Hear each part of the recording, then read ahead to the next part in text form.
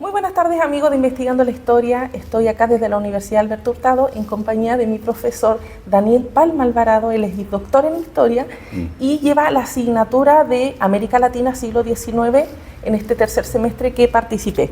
Y este día lo que nos convoca es para poder hablar y grabar esta cápsula sobre la movilización popular. Así que le doy la bienvenida al profesor Daniel. Bueno, muchas gracias, Carla. Saludar a tus auditores y agradecerte la invitación a conversar de historia, que siempre es necesario en esta sociedad que vivimos. Y qué tema tan interesante y poco abordado como la movilización popular. Exacto, bueno, tú me sitúas en el contexto de la época de las independencias. Hay que hacer una serie de explicaciones previas para poder abordar lo que fue la movilización popular en ese contexto. Y creo que es el tema quizás más novedoso que ha ido surgiendo de la investigación histórica en los últimos años, las últimas décadas, en el sentido de poder replantear una serie de interpretaciones con respecto a la intervención y el protagonismo que tuvieron los sectores populares en el marco de la lucha por las emancipaciones nacionales. Excelente, profesor. Iniciamos la entrevista. Profesor Daniel, iniciando con la primera pregunta. ¿Qué es la movilización popular y qué actores participan de esta?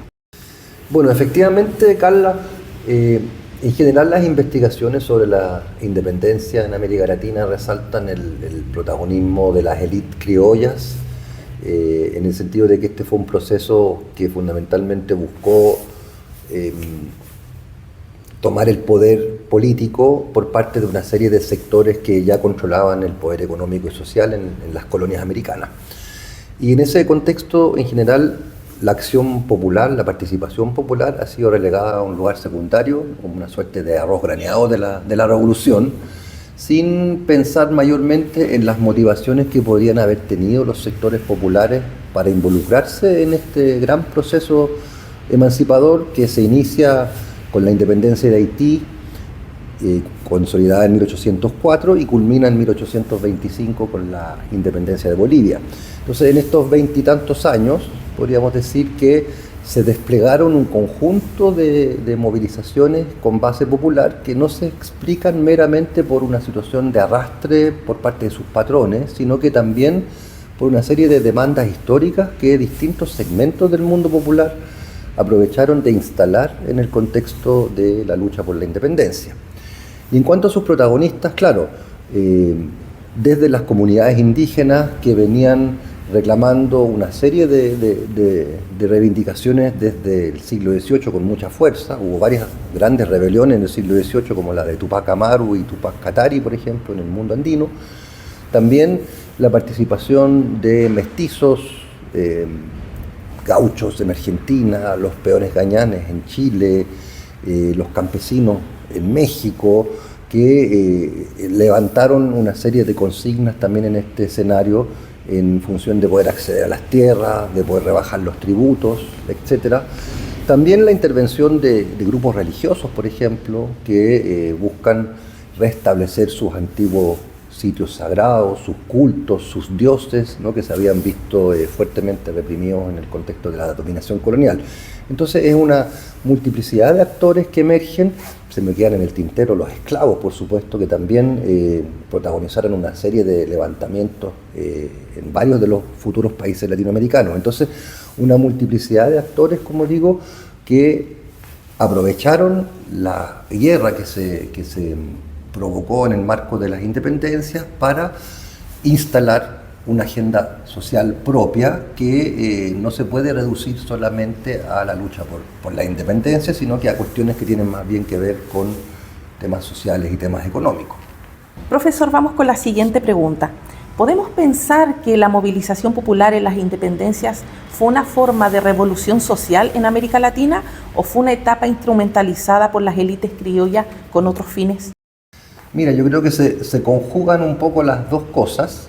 En cuanto a lo primero, hay, como decía antes, una agenda social subalterna, podríamos llamarlo así, con una serie de planteamientos como la abolición de la esclavitud, como la recuperación de tierras, como el fin de las desigualdades socio-raciales, que eran muy propias del periodo colonial, como el respeto a sus divinidades, que marcan una serie de instancias en las cuales irrumpen los sectores populares con estas demandas que no eran las mismas de las élites criollas que buscaban su autonomía política.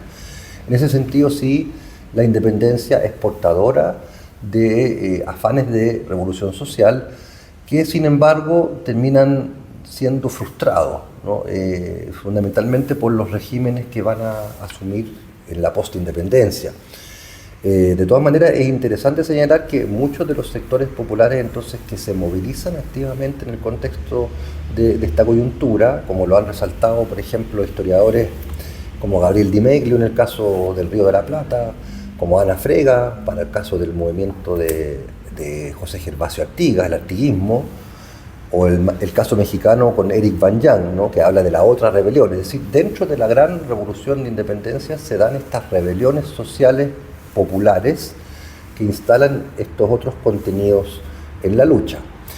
Y por el otro lado, claro, efectivamente las élites criollas buscaron en alguna medida ejercer su influencia sobre estos grupos, capitalizar el apoyo de estos sectores, que era fundamental para poder inclinar la balanza a favor ya sea de los patriotas o de los realistas, ¿no?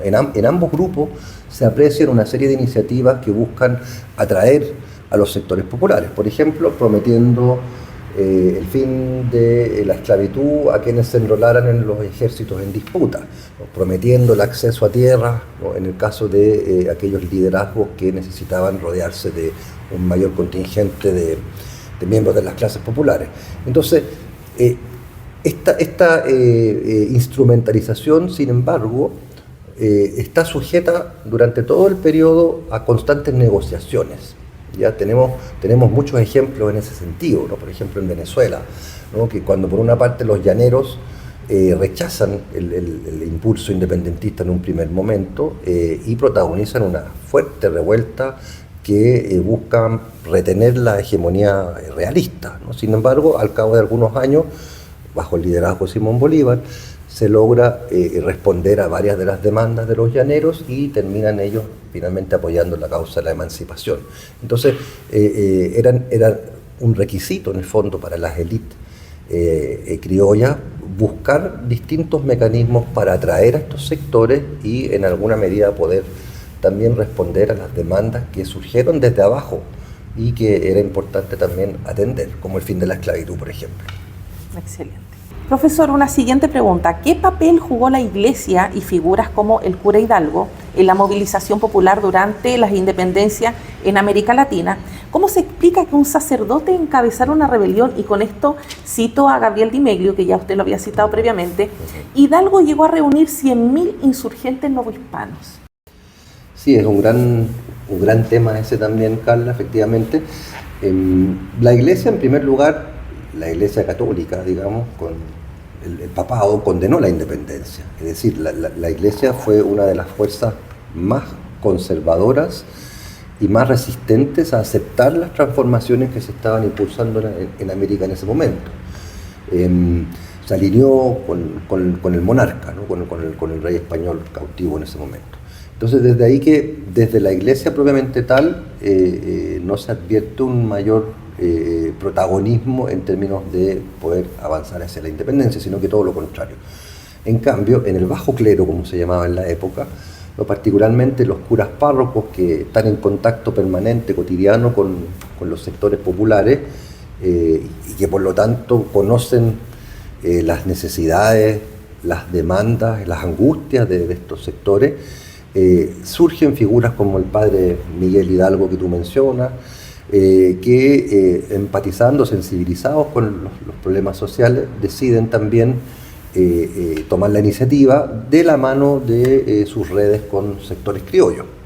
Entonces, claro, en el caso de Hidalgo, que es quizás el más marcado, aprovecha de utilizar su parroquia, ¿no? como un centro de reunión de los grupos descontentos, de los grupos insurgentes, y desde ahí, bueno, en la medida que se van generando mayores eventos, ¿no? como la captura del rey en España por parte de la fuerza de Napoleón, se van a ir precipitando los acontecimientos y varios de estos curas párrocos, estos miembros del bajo clero, como digo, van a ir radicalizando sus posturas, ¿no? Y desde ahí entonces levantando también las banderas del sincretismo religioso, ¿no? En el caso de Hidalgo, por ejemplo, hace suya la imagen de la Virgen de Guadalupe, ¿no? Y que buscan en alguna medida conciliar las creencias autóctonas con la religión católica importada y con el estandarte de la Virgen de Guadalupe encabezó cada una de las batallas que protagonizaron sus huestes, ¿no? Llegaron a nada menos que acercar la Ciudad de México con su ejército de 100.000 personas, que hay que imaginarse eso en la época, lo que es reunir 100.000 personas, pobremente armados por supuesto, y que perdieron una oportunidad de oro en su momento para poder asaltar la Ciudad de México. Después hubo un retiro táctico que finalmente resultó fallido. Pero de todas maneras hay que reparar e insistir en la masividad que tuvo la movilización popular, no solamente aquella impulsada o encabezada por curas párrocos, como el caso de Hidalgo y después Morelos, que fue su sucesor, sino que también por la fuerza que tenían, a mi juicio al menos, estas reivindicaciones históricas que se reinstalaron en el contexto emancipador. En otros casos, por ejemplo, los Pincheiras en Chile, ¿no? La famosa montonera de los hermanos Pincheira, que durante mucho tiempo fue descrita como un movimiento de criminales realistas, ¿no? Tiene mucho mayor densidad en la medida que empezamos a observar cómo dentro de las mismas filas de los Pincheira, desde el otro bando ahora, apoyando al rey, también hay curas que ofician misas en los campamentos de los montoneros y que participan activamente, en este caso, en una montonera de carácter realista. O sea que si te fijas, en el fondo el bajo clero se abanderizó según las circunstancias que le tocó enfrentar en cada uno de los espacios coloniales, ya sea a favor de la independencia o en contra, ¿ya? Pero jugó un rol importante aprovechando de movilizar a partir de su control sobre las almas, podríamos decir, ¿no? de los americanos.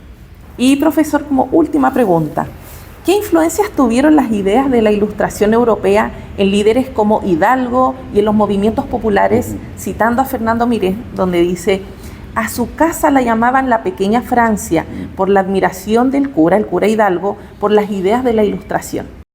Bueno, durante mucho tiempo y en las interpretaciones más arraigadas con respecto a las independencias se ha resaltado muchísimo el impacto que habrían tenido las ideas ilustradas, ¿no? Las ideas del siglo XVIII que están en la base de las revoluciones burguesas y de la Revolución Francesa.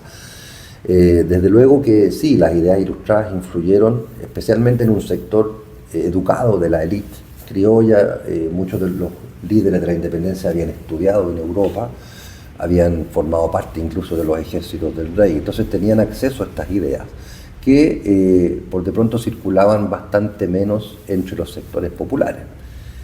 Lo interesante es que tú mencionas el caso de Hidalgo nuevamente, ¿no? Que se generan instancias en el marco de las cuales se hace una suerte de pedagogía, ¿no? Que busca comunicar estas ideas novedosas que cuestionaban, entre otras cosas, la monarquía, el absolutismo, y poder, digamos, transmitirlo a sectores subalternos, ¿no? A sectores que no tenían acceso a la educación que caracterizaba a las élites.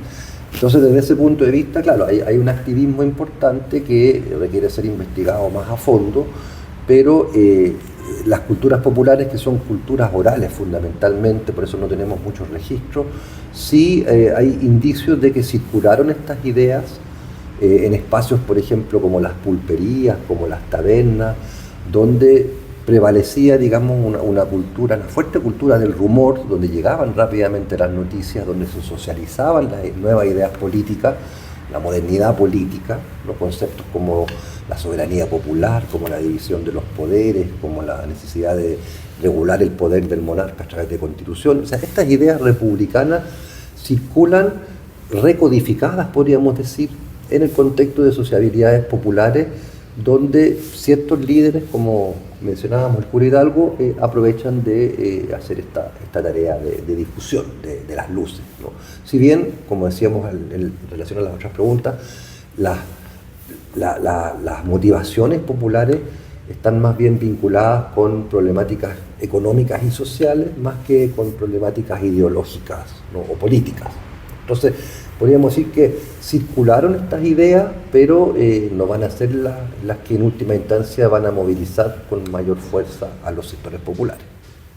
Bueno, agradeciendo la participación del profesor Daniel Palma Alvarado en el canal Investigando la Historia, agradeciendo su tiempo y compartir su conocimiento con todos nosotros. Muchas gracias, profesor, por aceptar esta invitación. Ya, muchas gracias a ti, Carla. Espero haberlos motivado a quienes nos están escuchando a explorar la historia, a conocer las nuevas visiones que existen, a recuperar el protagonismo popular. Es la historia de la mayoría de la población y esperamos que con algunas de las lecturas también que se han sugerido aquí en esta conversación puedan ir profundizando e investigando más a fondo estos procesos. Muchas gracias. Gracias a usted.